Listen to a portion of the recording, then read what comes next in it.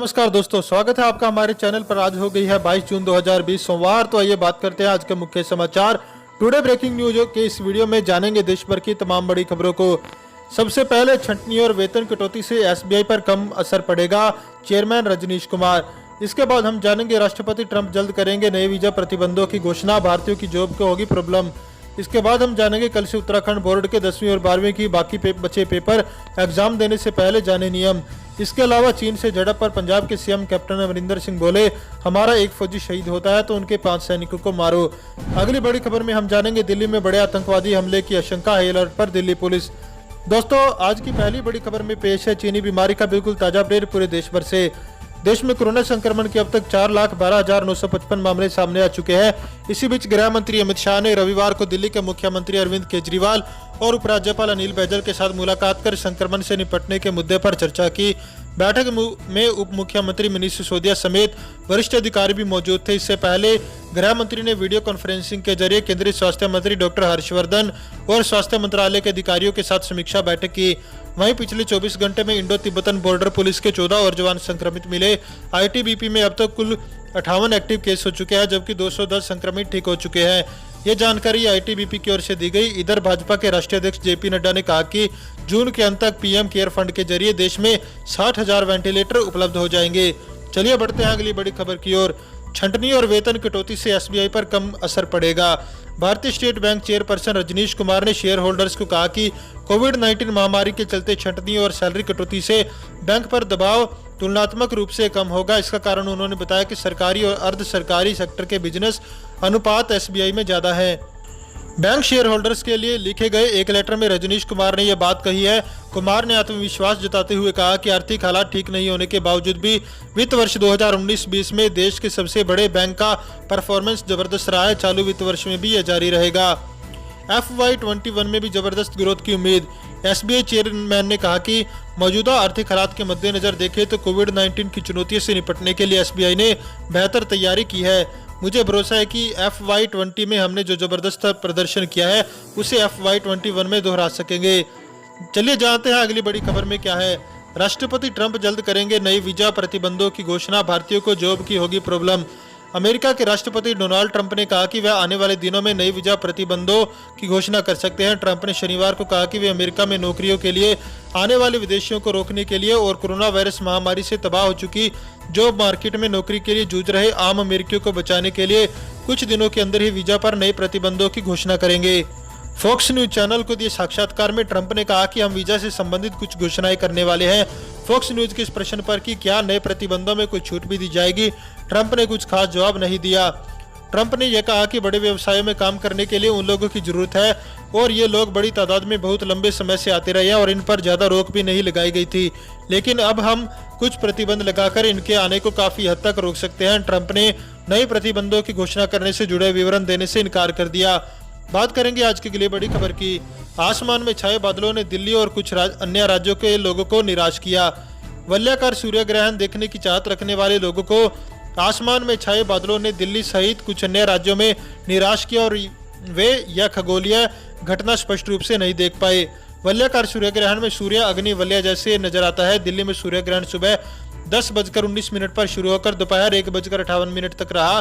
भौगोलिक स्थिति के कारण देश के अन्य राज्यों में इसके समय में थोड़ा अंतर रहा। दिल्ली में नेहरू तारामंडल की निदेशक एन रत्नाश्री ने कहा कि यहां बादलों के कारण सूर्य ग्रहण की दृश्यता बाधित हुई। रविवार सुबह वलयाकार सूर्य ग्रहण को देश के उत्तरी हिस्सों में कुछ क्षेत्रों में ही देखा जा सका, जिनमें राजस्थान, हरियाणा और उत्तराखंड के इलाके शामिल है। देश के शेष हिस्सों में सूर्य ग्रहण आंशिक रूप से देखा गया। कोरोना वायरस वैश्विक महामारी के मद्देनजर सामाजिक दूरी के नियमों के कारण भी सूर्य ग्रहण देखने का मजा किरकिरा हुआ। उत्तर प्रदेश की राजधानी लखनऊ में सूर्य ग्रहण देखने के लिए लोगों ने तरह तरह के इंतजाम किए थे, लेकिन राज्य के अनेक हिस्सों में कल रात से शुरू हुई बारिश और दिन भर बादल छाए रहने की वजह से ज्यादातर लोग यह दुर्लभ खगोलीय घटना नहीं देख सके। चलिए जानते हैं अगली बड़ी खबर में क्या है। सीमा विवाद के बीच मोदी सरकार का बड़ा कदम, चीन से आयात कम करने के लिए पीएमओ ने मांगी सामानों की सूची। लद्दाख की गलवान घाटी में भारत और चीन के बीच जारी तनातनी के दौरान सरकार ने चीन से आयात होने वाले सामानों की सूची मंगाई है। साथ ही सरकार ने सस्ते आयातों के उत्पाद वार विवरण, घरेलू कीमतों की तुलना और कर हानि, विशेष रूप से चीन से कम गुणवत्ता वाले इनबाउंड शिपमेंट पर अंकुश लगाने और घरेलू विनिर्माण को बढ़ावा देने के निर्देश दिए। सूत्रों ने रविवार को यह जानकारी दी। सूत्रों ने कहा कि चीन से आयात की निर्भरता में कटौती सहित आत्मनिर्भर भारत को बढ़ावा देने के तरीकों पर चर्चा के लिए हाल ही में प्रधानमंत्री कार्यालय में एक उच्च स्तरीय बैठक भी हुई। बात करेंगे आज के लिए बड़ी खबर में क्या है। चीन से विवाद के बीच सेना को दिया गया इमरजेंसी फंड, हथियार, गोला बारूद खरीदने की छूट। चीन के साथ चल रहे सीमा विवाद के बीच तीनों रक्षा बलों को महत्वपूर्ण गोला बारूद और हथियारों के अधिग्रहण के लिए प्रति योजना 500 करोड़ रुपए तक की खरीद करने की वित्तीय शक्तियां दी गई है। इन हथियारों और गोला बारूद की आवश्यकता पूरी तरह से या सीमित संघर्ष छेड़ने की स्थिति में होगी। एक वरिष्ठ सरकारी अधिकारी ने एएनआई को बताया, तीनों सेवाओं के प्रमुखों को जिन भी हथियारों की कमी या जरूरत महसूस होती है, उनकी आवश्यकताओं को तेजी से पूरा करने के लिए हर शस्त्र प्रणाली हासिल करने के हिसाब से 500 करोड़ रुपए तक की वित्तीय शक्तियां सेना को दी गई है। पूर्वी लद्दाख में चीनी आक्रामकता और वास्तविक नियंत्रण रेखा पर बड़ी संख्या में चीनी सैनिकों को तैनात किए जाने के बाद सरकार ने इस शक्ति को फिर से सेना को देने की आवश्यकता महसूस की। बात करेंगे आज के लिए बड़ी खबर में क्या है।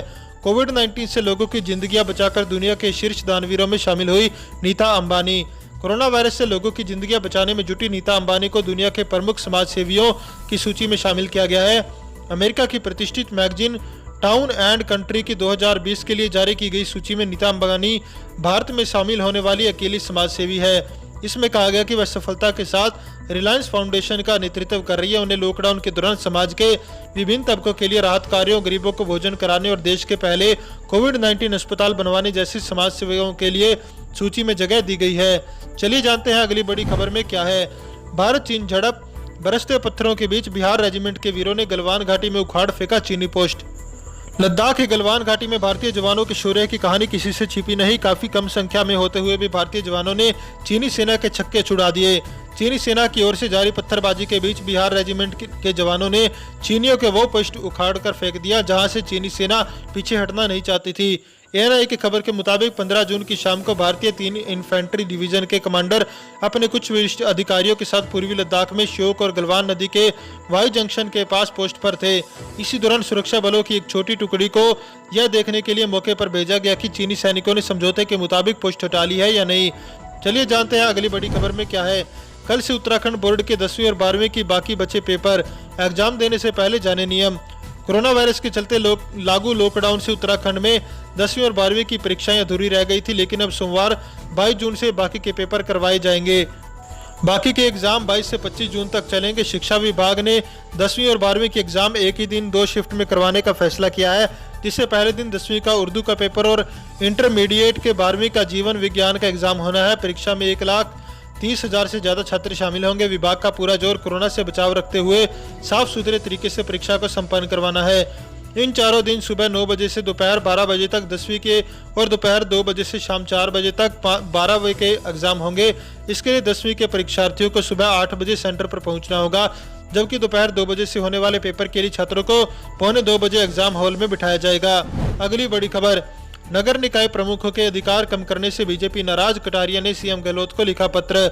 स्वायत्त शासन विभाग द्वारा नगर निगमों प्रमुखों के लिए 16 जून को जारी हुए आदेश के बाद अब इस पर राजनीति बहस शुरू हो गई है। बीजेपी ने इस मुद्दे को लेकर अशोक गहलोत सरकार को घेरने की कोशिश की। पार्टी ने स्वायत्त शासन विभाग के आदेश में हस्तक्षेप कर तुरंत आदेश वापस लेने की मांग की है। बीजेपी ने इस आदेश को नगर निकाय प्रमुखों को कमजोर करने की दिशा में उठाया कदम बताया है। नेता प्रतिपक्ष गुलाब चंद कटारिया ने मुख्यमंत्री अशोक गहलोत के संबंध में एक पत्र लिखा, जिसमें 16 जून 2020 के आदेश को रद्द करने के लिए हस्तक्षेप करने की मांग की गई है। पत्र में उन्हें याद दिलाया गया कि वर्ष 2017 में नगर निकाय प्रमुखों को मजबूत बनाने के लिए नगर निकाय अधिनियम में 5वां संशोधन किया गया था। इस संशोधन में नगर निकाय प्रमुखों को और ज्यादा मजबूत बनाते हुए अधिकारियों और कर्मचारियों पर भी इनका नियंत्रण स्थापित करने का अधिकार प्रदान किए गए थे। स्वायत्त शासन विभाग जयपुर द्वारा इस आदेश को लेकर राजनीति गर्मा गई है। इस आदेश में नगरीय निकायों के निर्माण एवं अन्य कार्यों से संबंधित पत्रावलियों के संबंध में निर्देश जारी किए गए थे। चलिए जानते हैं अगली बड़ी खबर में क्या है।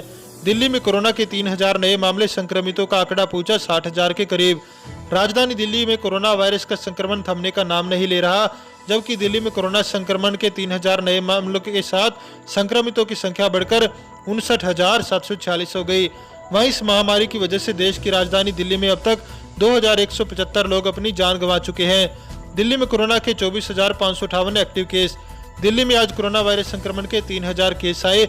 इसके साथ संक्रमितों का आंकड़ा 59,746 पहुंच गया।